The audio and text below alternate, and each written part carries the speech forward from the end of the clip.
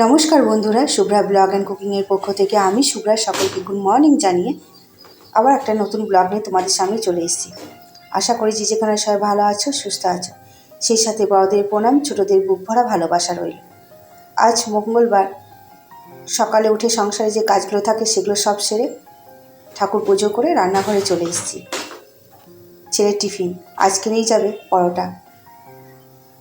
আমি ওই একটা করে তারপর তেল দিয়ে সেকি না, আমি যেমন রুটি করি 3-4টে দিই, সেরকম কিন্তু পরোটাটাও 3-4টে ভালোভাবে একসঙ্গে দিয়ে দিই, তারপর ভালোভাবে সেকে তার উপর ঘি বা সাদা তেল যেটা ইচ্ছা দিই। তা আমি সাদা তেল দেবো না, ঘি দেব।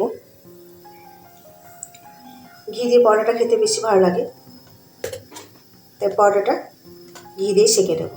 আমার হয়ে গিয়েছে পরোটা, এবার করব তরকারি। কালকে তোমরা ব্লগে দেখেছিলে পনির করেছিলাম বাড়িতে, ওই পনিরটাই ছিল, ভাবলাম চিলি পনির করে দিই।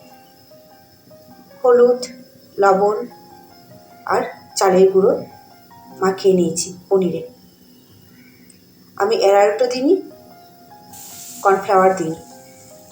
তোমরা চালের গুঁড়ো মাখিয়ে দেখবে কেমন হয়, সত্যি দারুণ হয়। বাড়িতে তোমরা বানিয়ে দেখবে, অ্যারারুট কর্নফ্লাওয়ার না দিয়ে শুধু চালের গুঁড়ো দিয়ে মাখিয়ে দেখবে, খেতে কিন্তু বেশ ভালো লাগে। ভেজে নিয়েছি, দেখো ওই তেলে রসুন আর আদাটা কুচি করে নিয়েছি, কুচি করে দিয়ে দিয়েছিলাম। 2 মিনিট ধরে ভালোভাবে রসুন আর আদা কুচিটা ভালোভাবে নিয়ে নেব। তারপর ক্যাপসিকাম আর পেঁয়াজটা দিয়ে দেবো। উপর থেকে অল্প একটু লবণ দিয়ে ভালোভাবে কিন্তু আরও 2-3 মিনিট ভেজে নেব। আমি আদা আর রসুনটা কুচি করে দিয়েছি, চাইলে এখানে তোমরা কিন্তু পেস্ট করে দিতে পারো। ভালোভাবে নেড়ে নেওয়ার পর পেঁয়াজের আর ক্যাপসিকামের কাঁচা ভাবটা যেন চলে যায়, 2 মিনিট নেড়ে নেব। তারপর সোয়া সস দিয়েছি 1 চামচ, 1 চামচ গ্রিন চিলি সস আর 3-4 চামচের মতো টমেটো সস দিয়েছি। দিয়ে আবারও ভালোভাবে কিন্তু নেড়ে নেব। আমি কিন্তু রেড চিলি সস দিইনি, রেড চিলি সস দিলে কী হবে, ঝালটা হবে। আমার বাড়িতে নেইও আর আমি দিইও নি, চাইলে তোমরা কিন্তু দিতে পারো। অল্প একটু ভিনিগার দিয়ে দিলাম, ভিনিগার দেওয়ার পর আবারও ভালোভাবে কিন্তু নেড়ে নেব। নেড়ে নেওয়ার পর জল দিয়ে দিলাম, জল দিয়ে ফুটে উঠবে, একটু ফুটবে, তখন কিন্তু পনিরগুলো দিয়ে দেবো। যে পনিরগুলো ভিজে রেখেছিলাম সেগুলো কিন্তু দিয়ে দেবো। সত্যি কথা বলছি, খেতে কিন্তু অপূর্ব হয়েছিল। তারপর এই চালের গুঁড়ো 1 কাপ জলের মতো গুলে রেখেছিলাম, 1 কাপ জলে চালের গুঁড়ো গুলে রেখেছিলাম, সেটা কিন্তু দিয়ে দিয়েছি। আমি কোনো কর্নফ্লাওয়ার আর অ্যারারুট ব্যবহার করিনি। তোমরা চালের গুঁড়ো দিয়ে করে দেখবে, অসম্ভব সত্যি দারুণ খেতে লাগে। তা দেখো, এই যে আমার চিলি পনির কিন্তু রেডি। আর এইদিকে আমি একটা ম্যাট, মেয়েকে যোগা ক্লাসে ভর্তি করেছি, একটা ম্যাট লাগবে। সেই দিনই স্যার ফ্লিপকার্টে বলেছিল যে এমনি কোনো দোকান থেকে কিনতে যাও না, দোকানে অনেকটা দাম পড়বে, ফ্লিপকার্ট থেকে কিনবে, দামটা কম পড়বে। আর খুব বেশি একটা দামি নেওয়ার দরকার নেই, এখন তো বাচ্চা, এখন শিখছে, শিখুক, তারপর যখন বড় হবে, ভালো হবে, যখন প্রোগ্রাম করতে যাবে তখন বড় নেবে। তখনই স্যারের সামনে ফ্লিপকার্টটা খুলে স্যার বলেছিল এই কত সেন্টিমিটার, ওগুলো সব বলে দিয়েছিল, বললো এটা অর্ডার করো, এটা ভালো হবে। তখনই অর্ডার করে দিয়েছিলাম, কিন্তু অর্ডার করে আর মনে নেই যে আমার অনলাইনে একটা ম্যাট অর্ডার করেছি। দরজার বেল বাজাচ্ছে, আমি জিজ্ঞেস করছি কে, তখন বললো যে পার্সেল আছে।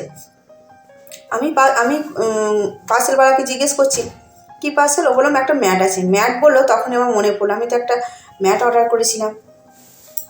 অন্যবার কি হয়, কোনো কিছু অর্ডার করলে চেক করি কোথায় আসছে না আসছে, কবে ডেলিভারি দেবে না দেবে, মেসেজ দেয়, কিন্তু আজকে দেখলাম কোনো মেসেজও দেয়নি।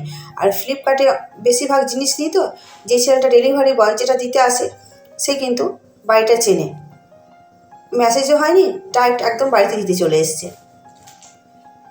আমি কিন্তু বাড়িতে না থাকলেও পাশের বাড়িতে দিয়ে যায়, ও এতটাই চেনা পরিচয় হয়ে গিয়েছে। তা দেখো এসেছে কিন্তু খুব সুন্দর। সত্যি অনলাইনে জিনিসগুলো আমার সব জিনিসই, প্রায় জিনিস অনলাইনে আমি কিনি, ফ্লিপকার্ট বলো, অ্যামাজন বলো, মিশো বলো, জিনিসগুলো কিন্তু খুব ভালো হয়। এখনও পর্যন্ত এত জিনিস কিনেছি, কোনোটা কিন্তু রিটার্ন করতে হয়নি। কতটা বড় দেখো, যেমন মাদুরগুলো হয় না, সবগুলো হয় সেরকম, বেশ হালকা, নিয়ে যেতেও কিন্তু বেশ সুবিধা হবে। একটা ব্যাগও দিয়েছে। ব্যাগটাও কিন্তু বেশ বড়সড়। চেক করে নিয়েছিলাম, যদি ভেতরে ফাটা থাকে বা ছেঁড়া থাকে তাহলে তো রিটার্ন করতে হবে। তা দেখলাম না, খুব সুন্দর এসছে, ভালো এসছে। তাই এটাকে ভালোভাবে গুটিয়ে আবার ভাঁজ করে রেখে দিই। জিনিসগুলো, অনলাইনে জিনিসগুলো ভালো হলে দেখবে মনটাও কিন্তু ভালো হয়। আর এটা খুব বেশি দাম নয়, 250 টাকা দাম। দোকানে কিনতে গেলে কিন্তু এটা দামটা অনেকটাই নেবে। আমি একটু পিঠে লাগিয়ে দেখেও নিলাম কেমন লাগছে।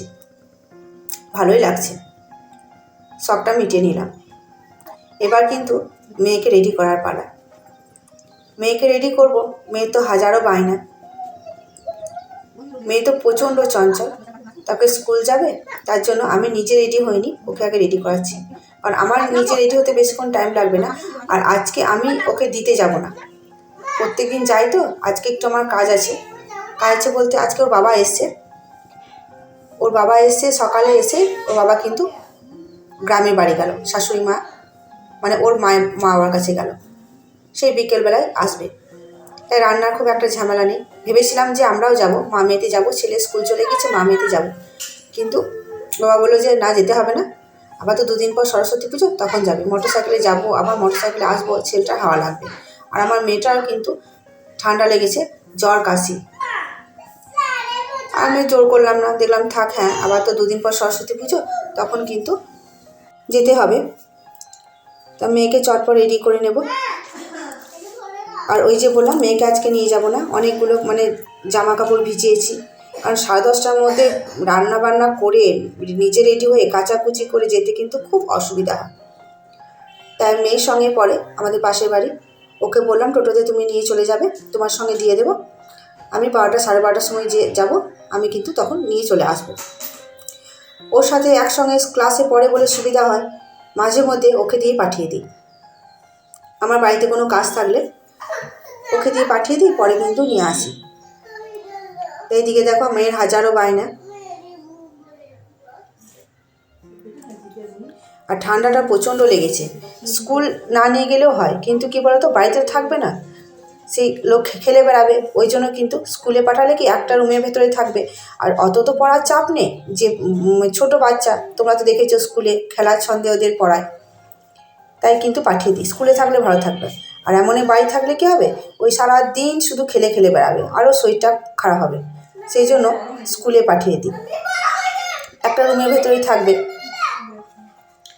তা মেয়েকে চটপট রেডি করিয়ে ওকে কিন্তু তাড়াতাড়ি স্কুল পাঠিয়ে দেবো। স্কুল পাঠিয়ে যে হাতের কাজগুলো আছে সেগুলো সেরে নিয়ে কিন্তু ওকে আনতে যাব।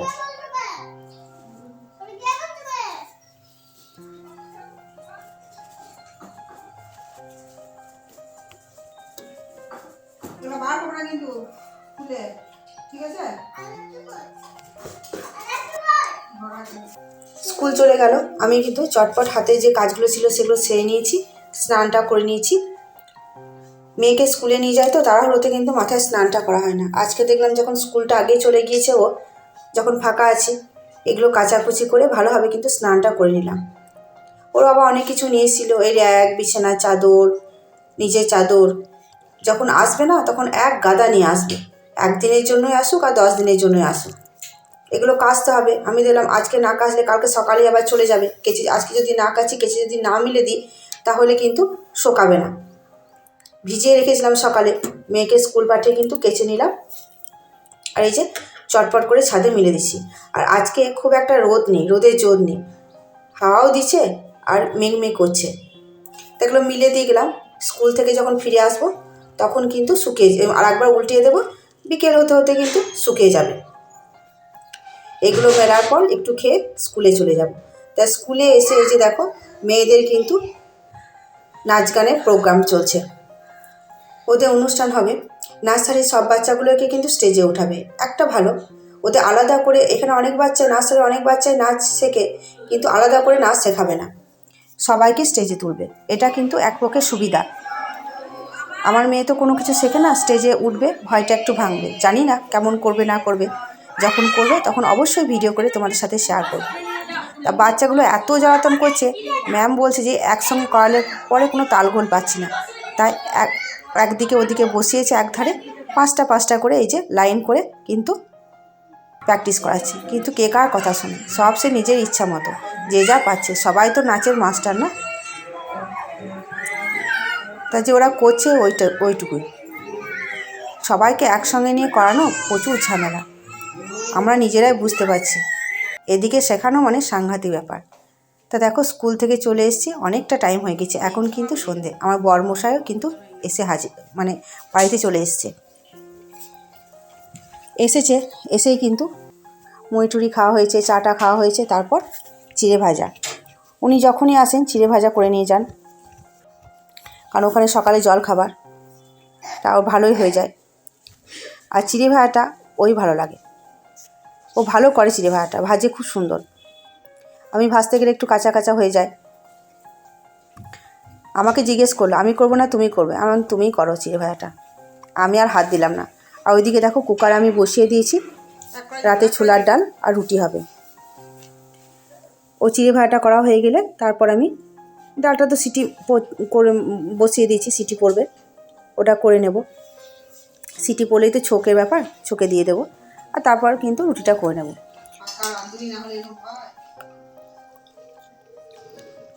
বর পাচ্ছিল না, এক কড়াই হয়ে গিয়েছে, আমি এদিকে কিন্তু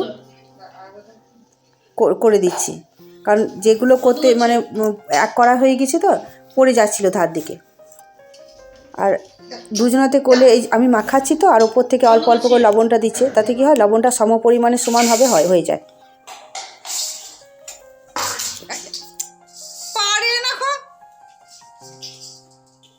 উপর করে দাও, মানে এটা ঠেলে দাও।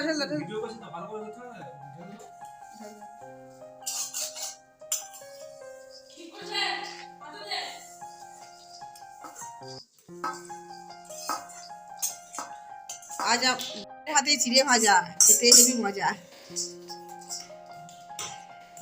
গরম হয়ে আছে, এখানে গিয়ে হবে তারই পাতা পড়ছে। ও চিড়ে ভাজার পর্ব শেষ, আমারও কিন্তু রুটি আর তরকারি হয়ে গেছে। দেখতে পাচ্ছ ঘরের ভেতরে কেমন অত্যাচার ছেলে মেয়ে।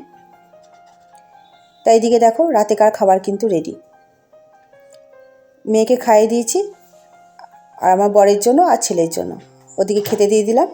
ওদিকে খেতে দেওয়ার পর আমি কিন্তু খেয়ে নেব।